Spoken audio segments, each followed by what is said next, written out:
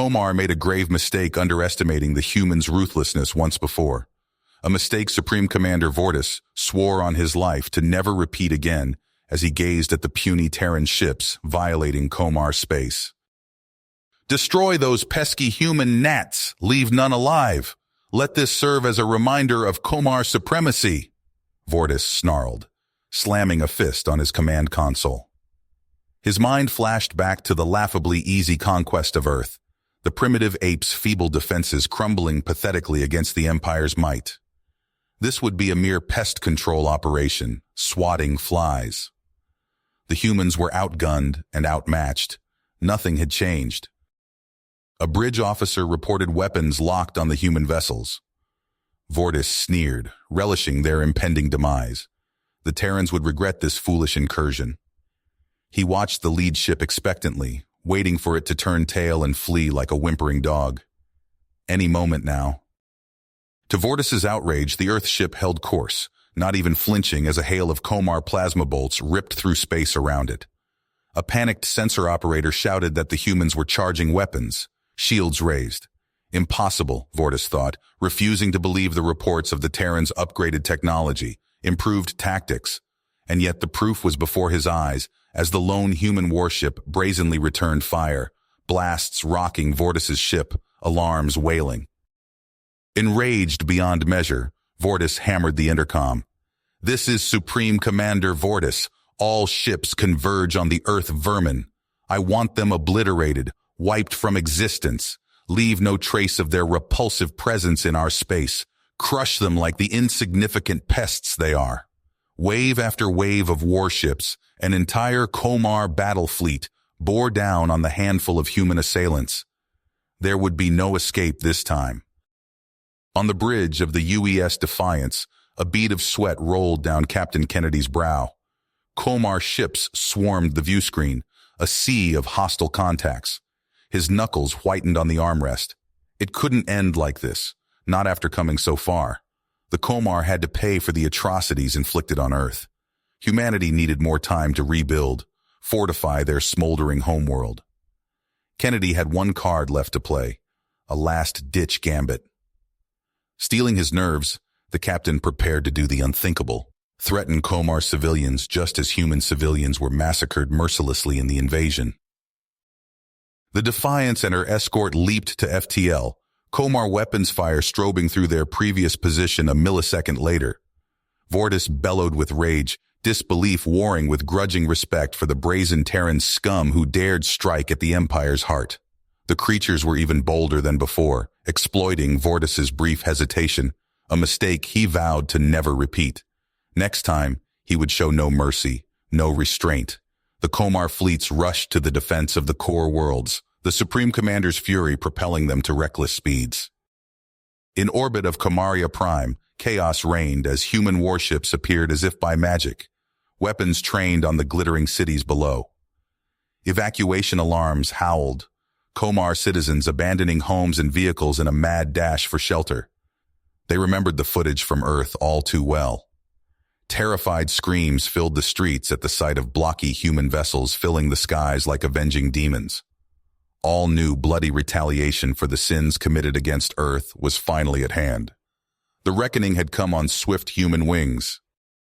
Supreme Commander Vortis's claws dug furrows in his command chair as reports flooded in of worldwide panic, unrest approaching dangerous levels. The sheer audacity of the humans holding a proverbial gun to the Komar Empire's head astounded and infuriated him. They were no longer the pitiful, outmatched creatures he faced in the first invasion.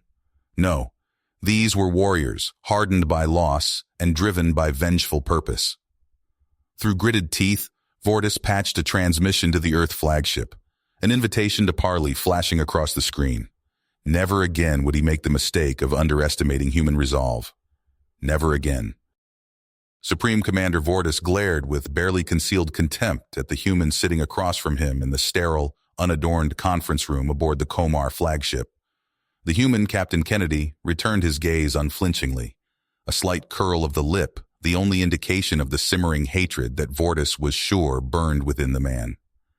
The air crackled with tension as the two leaders faced off, a mere table separating them physically, but a chasm of blood and vengeance gaping between their respective races. Kennedy spoke first, his voice level but unyielding. "You know our terms, Vortis. The Komar will cease all aggression and expansion against Earth and its allies, effective immediately and in perpetuity." Vortis scoffed, his claws digging into the metal surface of the table.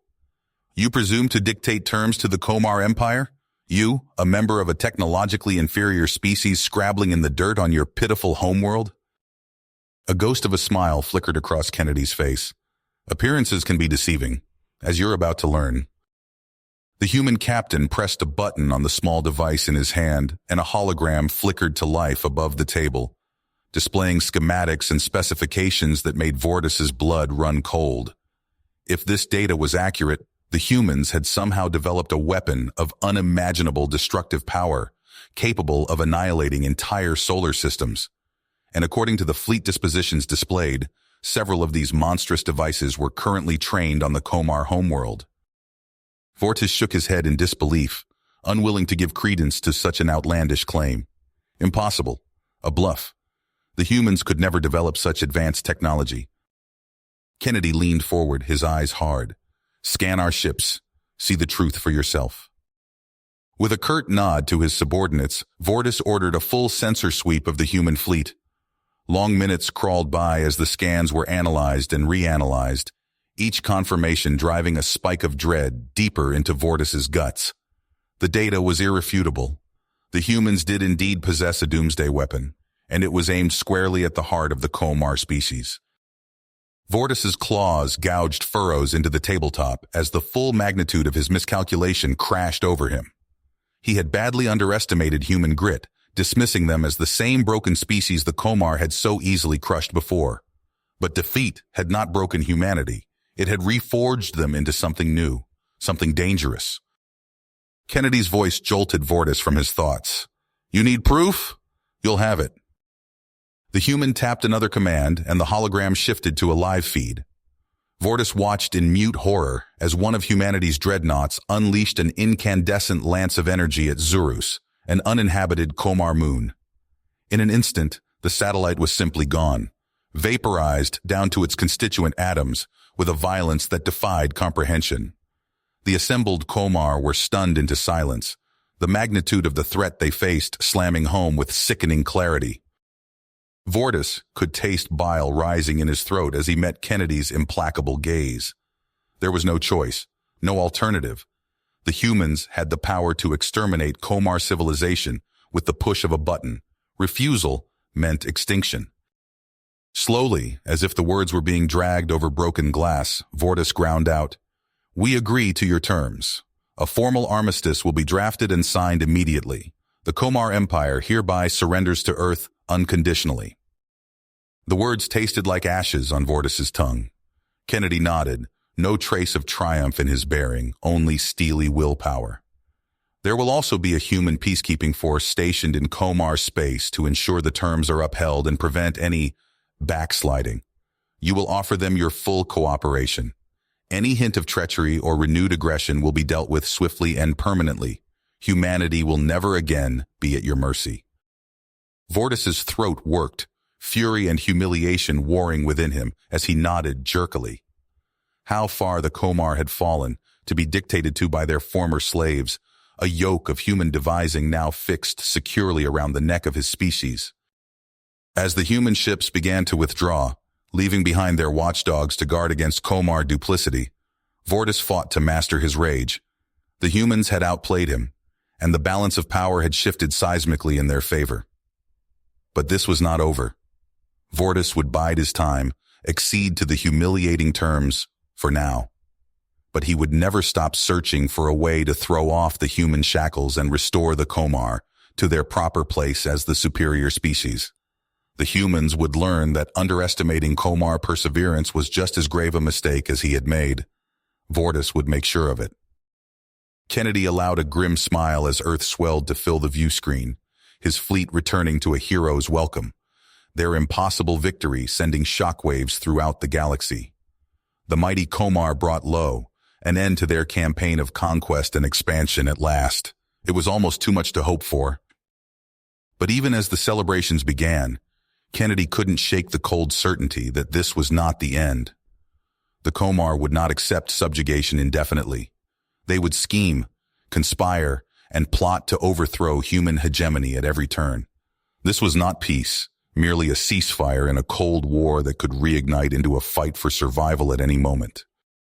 Humanity had bought itself a reprieve, but they could not rest, could not grow complacent. They had to stay one step ahead, had to maintain their technological edge.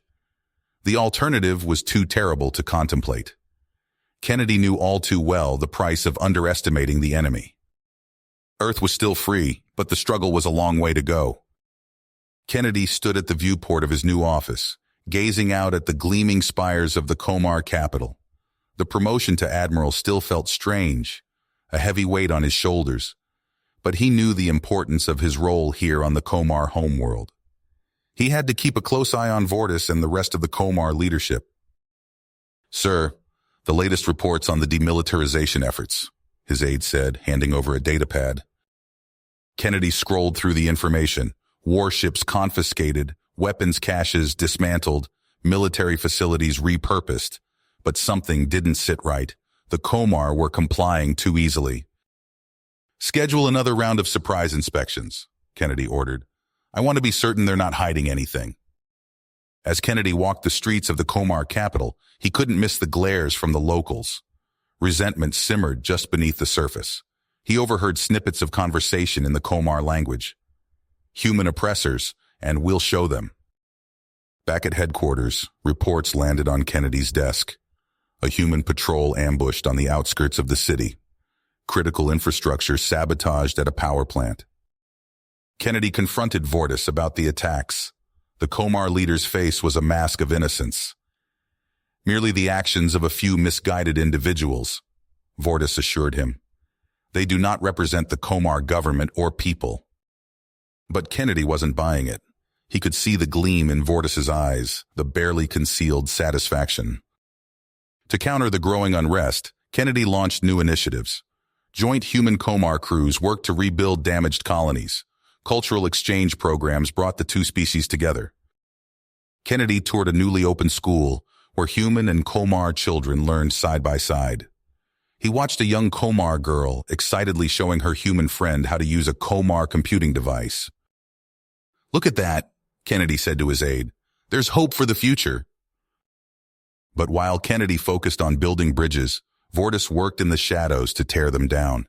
In a hidden underground facility, Komar scientists labored to recreate their most advanced weapons tech.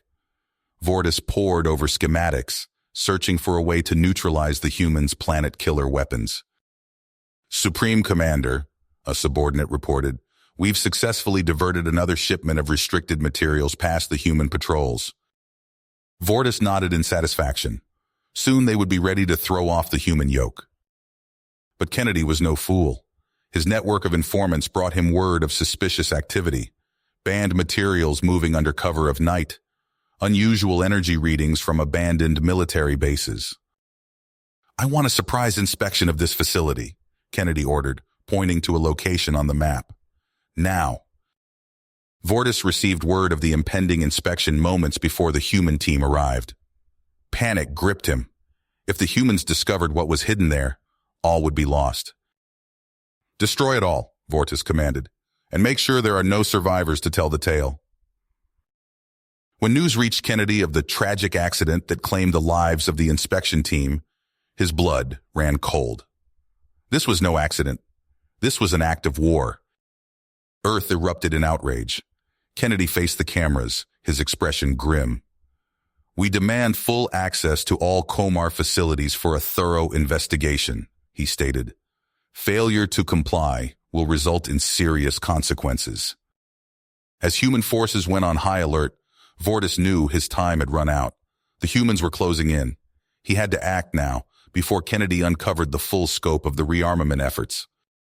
In hidden bases across Komar space, soldiers donned armor and checked weapons. Ships powered up drives and raised shields. This was their one chance to catch the humans off guard. Vortis gave the order. "Commence Operation Shattered Chains. May the spirits of our ancestors grant us victory." The uneasy peace was about to erupt into all-out war once again. The uneasy peace shattered like glass. Alarms blared across the human occupation headquarters as power flickered and died. Kennedy stumbled in the sudden darkness, hands groping for purchase along the wall. "Report!" he barked into his comm unit. Static crackled back at him. Outside, the night sky lit up with explosions. Heavy weapons fire rained down on human installations, the thunderous booms punctuated by screams and the sound of crumbling infrastructure. Kennedy fought his way to the command center, dodging panicked personnel in the dim emergency lighting. He slammed his palm on the biometric scanner, forcing entry into the sealed room. "Status!" he demanded. A harried lieutenant looked up from a jury-rigged terminal. "Sir, we're under simultaneous attack across multiple sectors. Comms are down, power's sporadic. We can't raise our orbital support." Kennedy's blood ran cold. This was no random uprising. This was Vortis making his move. On the planet's dark side, stealth cruisers slipped past disabled human defenses. Komar shock troops materialized inside Earth's most formidable warships, catching crews completely off guard. Aboard the dreadnought Titan, Chief Engineer Ramirez raced through smoke-filled corridors. "We need those systems back online now," she shouted, coughing. Her team worked feverishly to reboot fried circuitry as the sounds of battle echoed through the ship. A blast door exploded inward. Armored Komar soldiers poured through the breach, energy weapons blazing. Ramirez dove for cover, watching in horror as her crew was cut down. On the surface, Kennedy rallied his forces. "Hold the line!" he roared over the din of combat. Human troops dug in around key strong points, grimly determined to buy time for reinforcements. But time was running out. Aboard captured Earth vessels, Komar commandos methodically hunted their prize. They gunned down resistance without mercy, bypassing security protocols with stolen codes. In his underground bunker, Vortis watched the unfolding chaos with cold satisfaction. Decades of humiliation would be avenged this day. Hours later, an eerie quiet settled over the ravaged battlefield. Kennedy surveyed the damage from a makeshift command post, face etched with exhaustion and grief. So many dead, so much lost. A priority transmission cut through the silence. Kennedy's heart sank as Vortis's smug visage filled the screen. 48 hours, human, the Komar leader sneered. Surrender unconditionally or watch your precious Earth burn. The ultimatum hung in the air like a guillotine blade. Kennedy stared at the tactical readouts, mind racing. Could he risk calling Vortis's bluff? Or had the Komar truly seized control of humanity's deadliest weapons? With Earth's fate hanging in the balance, Kennedy faced an impossible choice. The next move would determine the future of both species. Kennedy stared at the tactical display, his fists tight. The ultimatum from Vortis hung in the air, a death sentence for humanity if he complied. "No," Kennedy said, his voice firm, "we don't surrender." His staff exchanged worried glances. Kennedy tapped commands into the console, rerouting ships and resources. "Sir, what's the plan?" asked his XO. "We hit them hard before they can consolidate," Kennedy replied. "Get me a secure line to all remaining ships." Aboard the frigate Relentless, Captain Chen received the encoded transmission. Her crew scrambled to battle stations as she relayed Kennedy's orders. On Komar Prime, human troops dug in. Private Rodriguez hefted crates of ammo, sweat stinging his eyes as he fortified a defensive position. The distant rumble of Komar vehicles spurred them to work faster. In orbit, the stealth corvette Shadow sliced through space, weapons hot. "Target acquired," the tactical officer reported. "Komar jamming platform dead ahead." The Shadow's guns lit up, tearing into the Komar defenses. As the platform exploded, a fleet of human transports dropped out of FTL.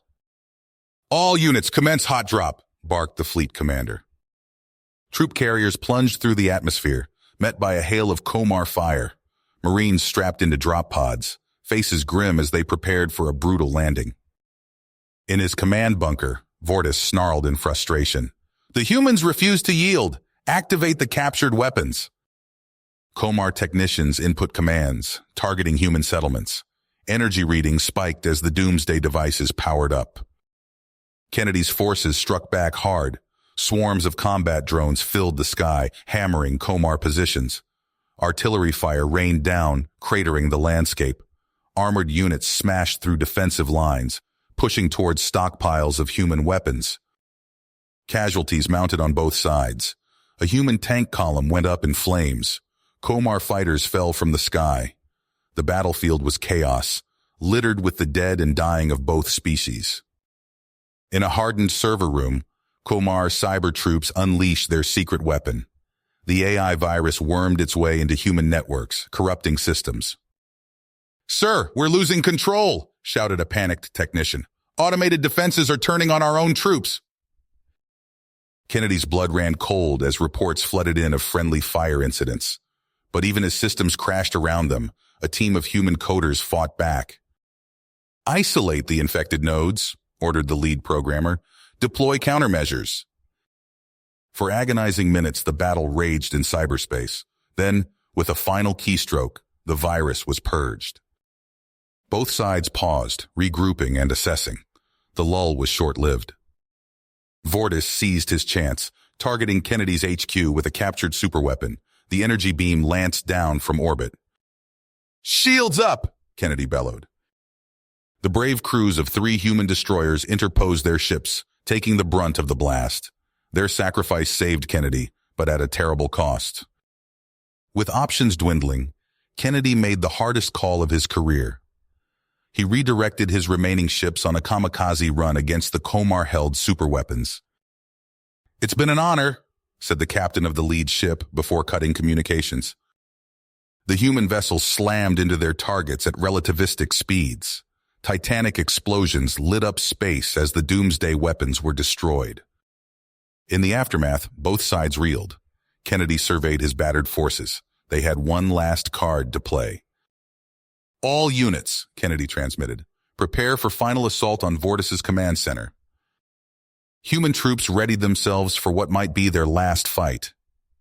Across the ravaged battlefield, the remnants of Kennedy's forces began to move.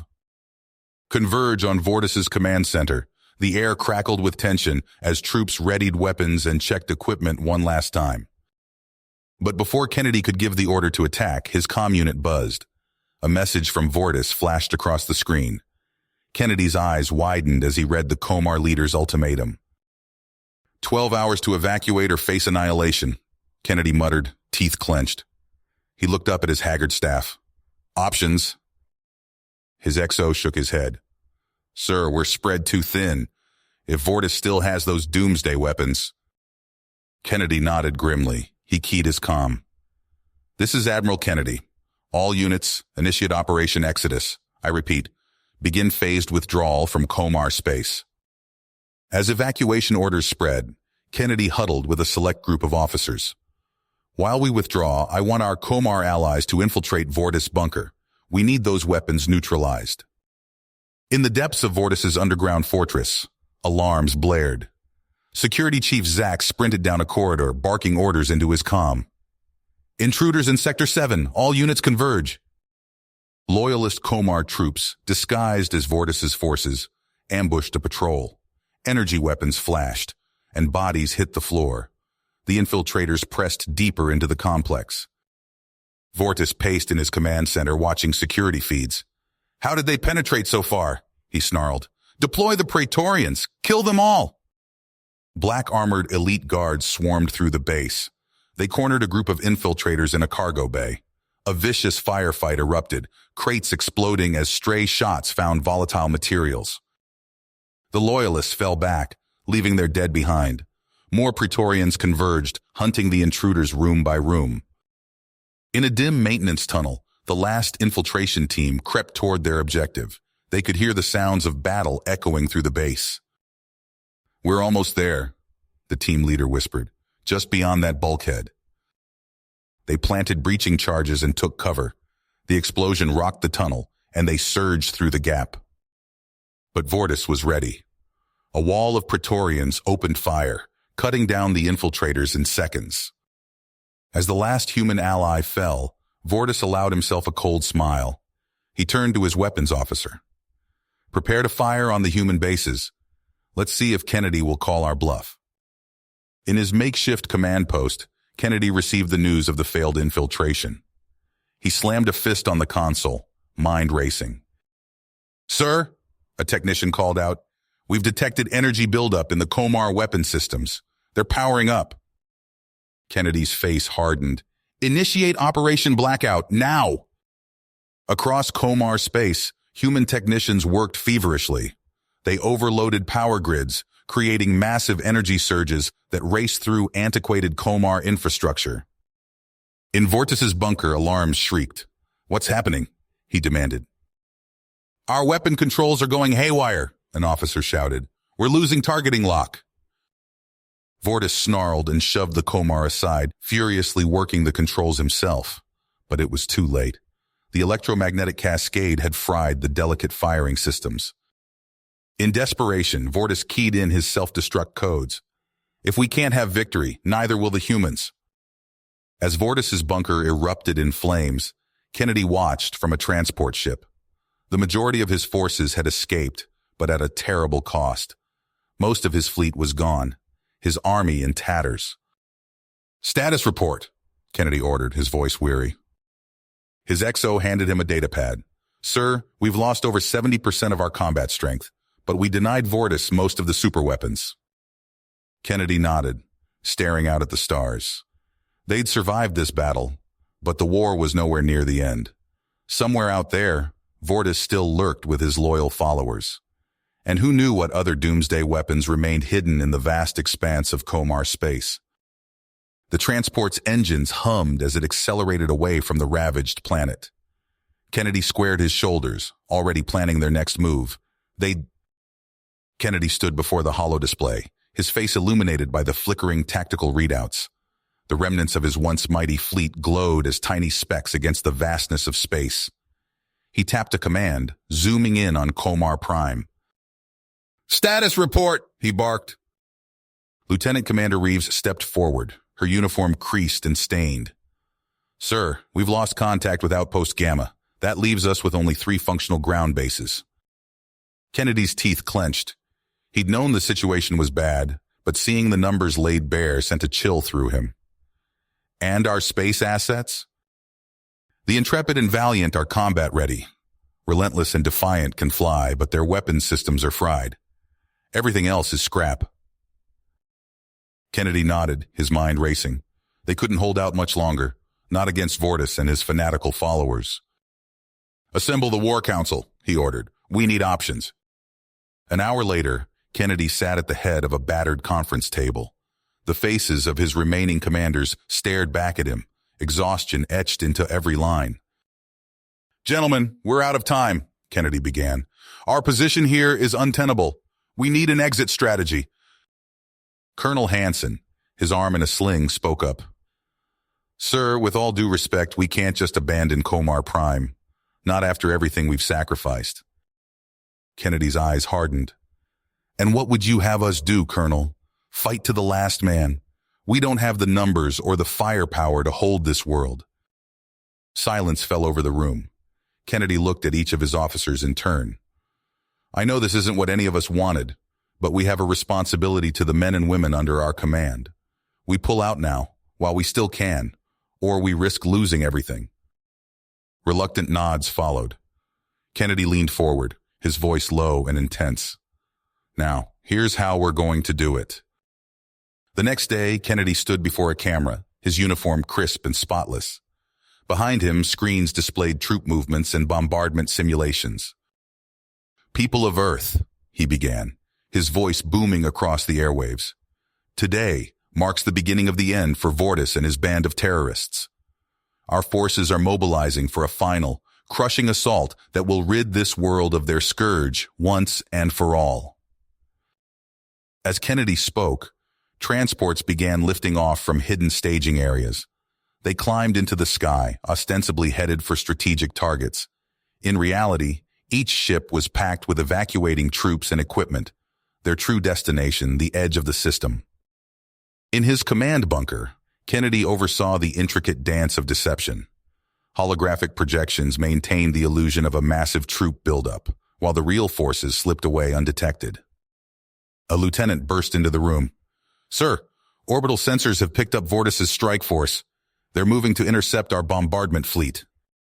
Kennedy allowed himself a grim smile. "Right on schedule. Initiate Phase 2. Moments later, the sky lit up as a barrage of bunker busters rained down on Vortis's supposed hideout. Kennedy activated a public broadcast channel. "Attention, all Komar forces. Vortis is dead. Your resistance is at an end. Surrender now, and you will be treated fairly under the terms of our occupation." As the dust settled, Kennedy and his skeleton crew boarded the last transport. He took one final look at the ravaged landscape of Komar Prime before the hatch sealed shut. In orbit, Vortis seethed as he realized the humans had slipped through his fingers. His pursuit fleet found only empty space where Kennedy's forces should have been. As the human Exodus fleet prepared to jump to safety, Kennedy recorded one last message. His face filled screens across Komar space. "Let this serve as a final warning," he said, his voice cold. "Shelter Vortis and his terrorists, and the retribution will be swift and absolute. The next time we return, it will be to scour your worlds clean." With that, the human ships vanished into FTL, leaving behind a stunned and bitter Komar empire. The true war, Kennedy knew, was only just beginning. The Exodus fleet dropped out of FTL in a remote sector of human-controlled space. Admiral Kennedy stood on the bridge of the Intrepid, watching as his battered ships limped into formation around the rally point. Debris and scorch marks marred their hulls, testament to the brutal fighting they'd endured. "Status report," Kennedy ordered, his voice hoarse from days of issuing commands. Lieutenant Commander Reeves stepped forward, dark circles under her eyes. "Sir, we've accounted for 87% of our evacuation force. The rest are presumed lost or scattered." Kennedy nodded grimly. He'd known the cost would be high, but seeing the numbers still stung. "And Vortis?" "No confirmed sightings, sir, but our long-range sensors detected significant Komar fleet activity in the Outer Rim. Intelligence is analyzing the data now." Kennedy turned to the tactical display, studying the shifting patterns of enemy movements. He knew this respite was temporary. Vortis would regroup, and when he did, the Komar would strike with a vengeance. "Assemble the War Council," Kennedy ordered. "We need to hit Vortis before he can consolidate his forces." Hours later, Kennedy stood before his assembled commanders in a hastily converted cargo bay. Holographic maps flickered around them, showing potential Komar staging areas. "Gentlemen, we don't have the luxury of time," Kennedy began. "Every day we wait gives Vortis another chance to rally his forces. We need to locate and eliminate him before that happens." Colonel Hansen, his arm now out of its sling, spoke up. "Sir, with all due respect, our troops are exhausted. We need time to regroup and resupply." Kennedy's eyes hardened. "And what do you think Vortis is doing right now, Colonel? Sipping tea? He's out there, gathering every Komar warlord and rogue colony he can find. If we don't act now, we'll face an enemy twice as strong as before." Silence fell over the room. Kennedy continued, his voice low and intense. "I'm authorizing a full-scale intelligence operation. Every recon asset, every intercepted transmission, I want it all analyzed. Find me Vortis." Over the next days, human intelligence teams worked around the clock. They pored over sensor logs, decrypted Komar communications, and pieced together fragments of data. Slowly, a picture began to emerge. In the command center, Kennedy studied a holographic star chart. Red markers indicated confirmed Komar activity, clustering around a remote fringe world. "There," Kennedy said, pointing to the planet. "That's where Vortis is regrouping. Prepare for immediate deployment." As the fleet readied for battle, Kennedy gathered his most elite units. In a secure briefing room, he laid out his audacious plan. "We're going to hit Vortis where he least expects it," Kennedy explained. "While our main force engages his fleet, special operations teams will infiltrate key Komar worlds.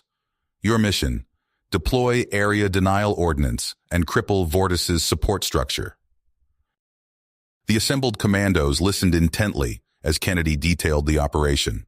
They would use cutting-edge stealth tech to slip past Komar defenses, seeding vital installations with tailored bioweapons designed to render them uninhabitable. As the briefing concluded, Kennedy addressed his troops one final time. Remember, speed is crucial. We hit hard, we hit fast, and we don't let up until Vortis is in the ground. Dismissed. The human fleet surged forward, emerging from FTL on the outskirts of Komar-controlled space. Stealth dropships peeled away, carrying their lethal cargo towards unsuspecting enemy worlds. On the bridge of the Intrepid, Kennedy watched as the first wave of attacks unfolded. Precision strikes shattered Komar fleet formations before they could coalesce. On a dozen worlds, human commandos unleashed their insidious bioweapons. Reports flooded in as Komar supply depots and command centers descended into chaos. Entire battalions found themselves cut off, their bases rendered toxic wastelands in a matter of hours. Kennedy allowed himself a grim smile. The noose was tightening. Somewhere out there, Vortis was running out of options, and Kennedy's forces were closing in for the kill. The acrid smell of smoke and charred metal lingered in the air as Admiral Kennedy surveyed the ruins of Vortis's command bunker. Bodies of Komar soldiers littered the ground, their lifeless eyes staring accusingly at the human forces who had ended their resistance. Kennedy turned to his aide. "Contact Earth. Inform them Vortis has been neutralized." In the days that followed, Kennedy wasted no time in establishing a new order. He gathered a group of moderate Komar leaders in the grand hall of the former Imperial Palace. The room buzzed with nervous energy as Kennedy addressed the assembled representatives. "You have been chosen to guide your people towards a new future," Kennedy said, his voice echoing off the high ceilings. "A future of cooperation and prosperity between our species." Murmurs rippled through the crowd. A tall Komar with silvery skin stepped forward. "And what guarantees do we have that this isn't merely another form of human domination?" Kennedy met the alien's gaze. "You have my word that once stability is restored, full autonomy will be returned to the Komar people." As the interim council took shape, Kennedy felt a glimmer of hope, but that hope was short-lived. The first attack came without warning. A human garrison on the outskirts of the capital erupted in flames as a Komar suicide bomber detonated an improvised explosive device. The blast shattered windows for blocks around, leaving a smoking crater where the garrison had stood. Kennedy stood before a holographic display, watching footage of the carnage. His fists clenched as reports of similar attacks across Komar space flooded in. "Sir," Lieutenant Commander Reeves said, her voice tight, "we're intercepting transmissions from radical factions. They're calling the Council human puppets and vowing to resist our presence by any means necessary." Kennedy's eyes hardened. "Prep our special forces teams. It's time to send a message." Over the next weeks, human strike teams launched a series of brutal raids against suspected insurgent cells. They moved through Komar neighborhoods under cover of darkness, kicking down doors and dragging suspects into the streets. In one such raid, Staff Sergeant Chen led his squad through a maze of narrow alleyways. They approached a nondescript building, thermal scans showing multiple heat signatures inside. "Breach and clear," Chen ordered. The door exploded inward. Flashbangs detonated, filling the room with blinding light and deafening noise. Chen's team surged forward, their weapons trained on the disoriented Komar inside. "On the ground," Chen shouted. "Hands where I can see them." As the dust settled, Chen realized with a sinking feeling that there were children among the cowering aliens. He keyed his comm. "Sir, we have civilians here. How should we proceed?"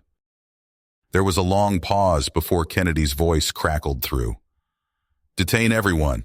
We'll sort them out at the processing center." Chen hesitated, then gave the order. His men began zip-tying the Komar, ignoring their pleas and cries of terror. As news of the raid spread, unrest exploded across Komar space. Riots erupted in major cities, with furious crowds hurling stones and improvised incendiaries at human patrols.